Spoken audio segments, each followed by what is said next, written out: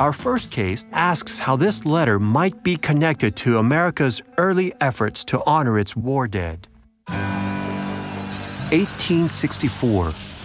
For 3 grim years, Confederate and Union forces have clashed on the battlefield. Troops are constantly on the move, and communications are chaotic. With casualties in the hundreds of thousands, accurate records of battlefield dead and injured are virtually non-existent. How can worried family members learn the fate of missing loved ones? Are they dead, injured, or snared in a prisoner of war camp? Now, almost 150 years after the war's end, Bill Kruzak from Osceola, Indiana, holds a letter about one such soldier. And it appears to have been written by Clara Barton, founder of the American Red Cross. I think it could be a very important piece of Civil War history. I'm Eduardo Pagan, and I'm meeting Bill Kruzak to learn more about this letter. Nice to meet you, too. Come on inside. Thank you. Where did you get the letter from? I was at an estate sale in Hummelstown, Pennsylvania. I bought a box full of books. Some of the books were water damaged, so I started to throw them away, and as I was throwing them away, I came across this letter. At first, Bill didn't recognize Clara Barton's name. It was the contents of the letter that he found intriguing. The letter talks about a soldier who died. For Bill, the fate of American soldiers is personal. He is a former Marine. His son is a cadet at the Air Force Academy. He also has an ancestor who died at the notorious Confederate prison camp in Andersonville, Georgia. And while I was reading about Andersonville, I came across the name Clara Barton several times. I was wondering, is it the same Clara Barton who signed this letter? What questions can I pursue for you? Well, I'd like to know if you could tell me a little bit more about the men that the letter is written about. And if this letter was written and signed by Clara Barton, the founder of the American Red Cross. This letter appears to be quite old, and it's in fragile condition. Office of Correspondence with the Friends of the Missing Men of the United States Army, Washington, D.C., July 30th, 1866. We know that that was immediately following the American Civil War. I am in receipt of communication from the Adjutant General of Pennsylvania, which says Israel Brown, Company C, 184th Pennsylvania, died November 10th, 1864, at Florence, South Carolina. And it doesn't say how he died. The letter finishes off, I am very truly yours, Clara Barton.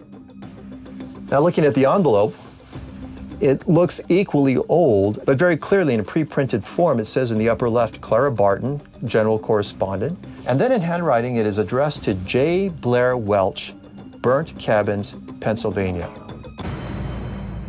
I'd like to know how this Union soldier died.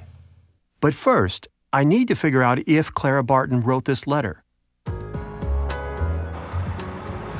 Hi, Elizabeth. Elizabeth Brown Pryor is the author of the book Clara Barton, Professional Angel.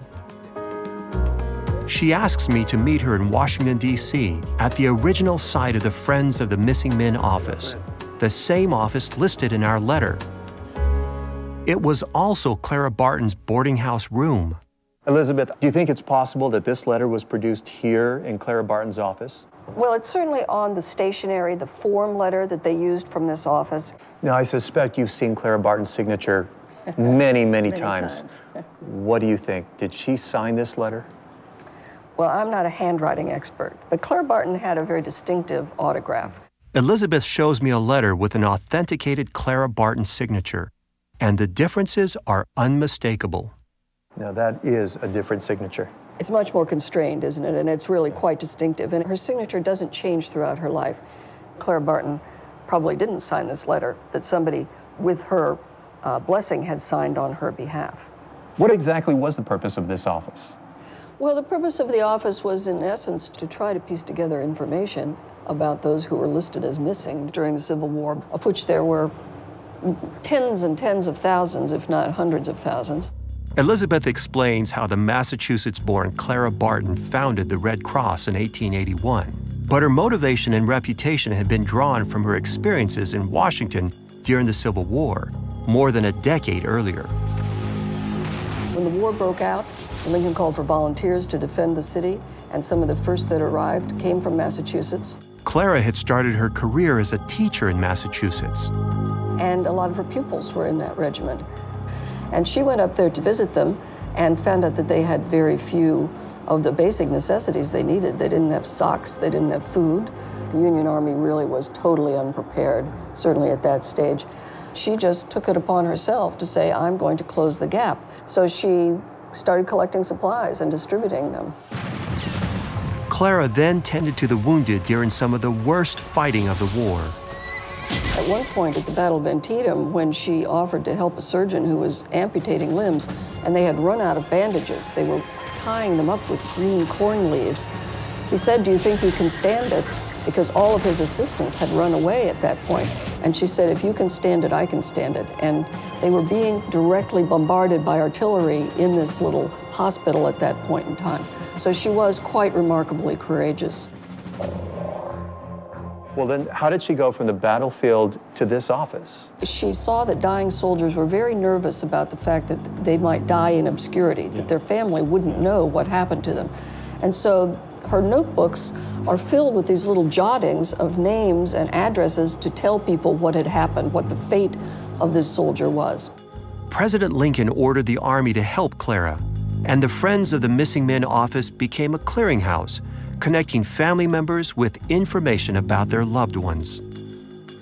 How did she acquire information to respond to the letters that she received? She would put together these very long lists of names and have them printed in the newspaper, have them put up in post offices in hopes that somebody would come back to her with information.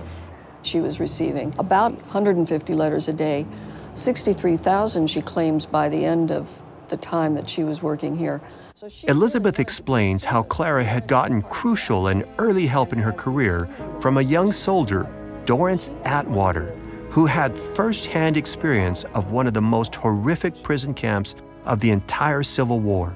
Dorrance Atwater had been taken prisoner quite early on and had been sent to Andersonville, where he had been assigned to copy the death rolls there. And as he saw what the level of atrocity was at Andersonville, he made an extra copy every day, and he hid it in the lining of his coat. And when he was finally released in 1865, he took this copy of the death roll, which had 13,000 names on it. I'm trying to wrap my mind around that figure, 13,000 deaths. 13,000 deaths. So when Clara Barton saw this, she recognized its significance on many levels. What about the men mentioned in this letter, Israel Brown and J. Blair Welch? The owner wanted to find out something about them. Well, I couldn't tell you exactly who they were, but it would seem to me that the person that the letter is being sent to, J. Blair Welch, is somebody who's inquired about Israel Brown. Who was this soldier, and how did he die? Well, here I see that the 184th Regiment of Pennsylvania was involved in some major campaigns. But these were all fought on Virginia soil, and we know that Israel Brown died in Florence, South Carolina. Had Israel Brown been captured elsewhere, and perhaps held as a prisoner of war?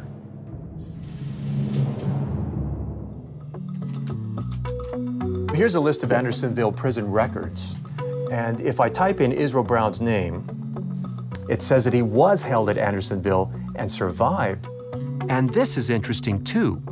It seems that in 1864, Confederate officials dispersed thousands of the Andersonville prisoners to camps throughout the South. And one of these locations was Florence, South Carolina. Did Israel Brown die at that camp? I want to confirm that. But first, exactly who was Clara Barton writing to in Burnt Cabins, Pennsylvania? I'm meeting local historian Ken Keeball in Burnt Cabins, the home of J. Blair Welch. I love this place. It has a great historic feel to it. Yeah, I love it here too. My family's lived in this area since about 1773. Can you tell me anything about these men, Israel Brown and J. Blair Welch? We're standing right in front of J. Blair Welch's store right now. It was a dry goods store, and it dates back to the 1850s. I have something here I want to show you. This is an atlas of burnt cabins during the 1800s, and you can see here where the Brown family lived, and over here you can see where the Welch family had their store. So they were neighbors. Yes, there was only about 5 doors between them, and in a small community, everyone knew one another. Can you tell me anything about Israel Brown? Yes, Israel Brown was about 38 years old and near the end of the Civil War in 1864. He was a father of 6 children, 3 of whom died in 1 month, about a year before he enlisted. Oh, that must have been a very difficult time in his life. Yes, a lot of children in this area died of diphtheria during that time period. Ken has made an additional discovery, Have a seat, please. Thank you. which he offers to show me at the Fulton County Library. This is the Daily Evening Bulletin from Philadelphia, Pennsylvania, dated June the 1st, 1866. And here is a list of missing soldiers. The Missing by Clara Barton. Each name here enrolled is taken from the letter of some relative or friend who have written to me asking my aid in their painful search.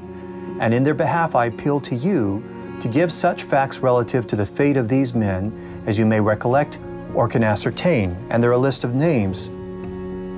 And there he is, Israel Brown, 184th Regiment. So Clara Barton must have added his name to this list after she received the letter from J. Blair Welch. Israel Brown had only been in the Army for 6 months before dying.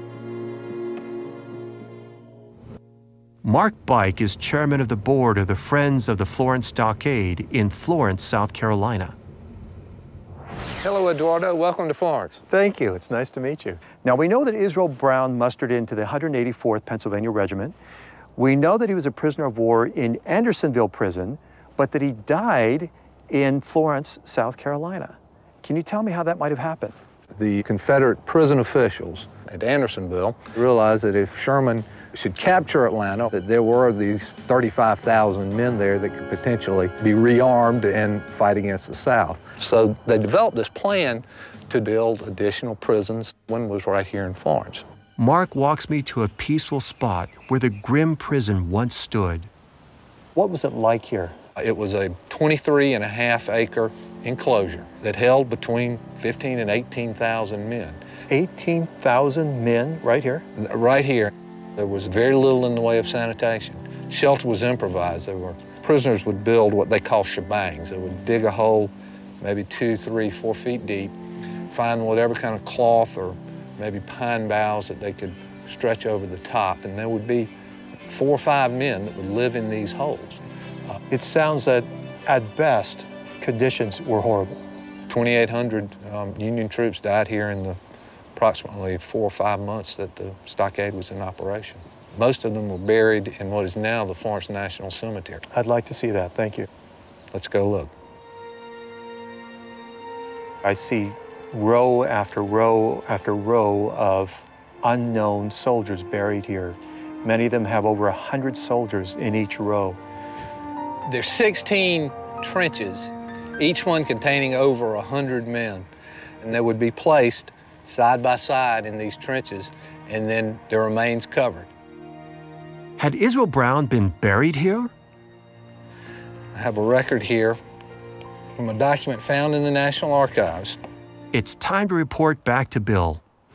And after looking at many, many documents, I am confident that this letter came out of Clara Barton's office for the Friends of the Missing Men of the United States Army. Wow. The letter was likely signed on behalf of Barton, but it had compelled me to learn more about Israel Brown and J. Blair Welch.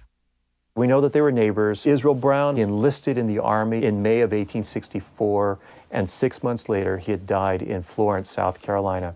We don't know the exact battle that resulted in his capture, but there's one thing that we do know for sure. It's the roll of federal deaths at Savannah, Georgia, and Florence, South Carolina during October and November of 1864. There is an Israel Brown, Company C, 184th Pennsylvania Infantry, who died in Florence, South Carolina on November 10, 1864. So you think it's possible that he could be buried here? I believe he is buried here. Through the efforts of Clara Barton and her office, the Brown family and Israel Brown's friends were able to secure some closure and know that he, in fact, had died in Florence, South Carolina.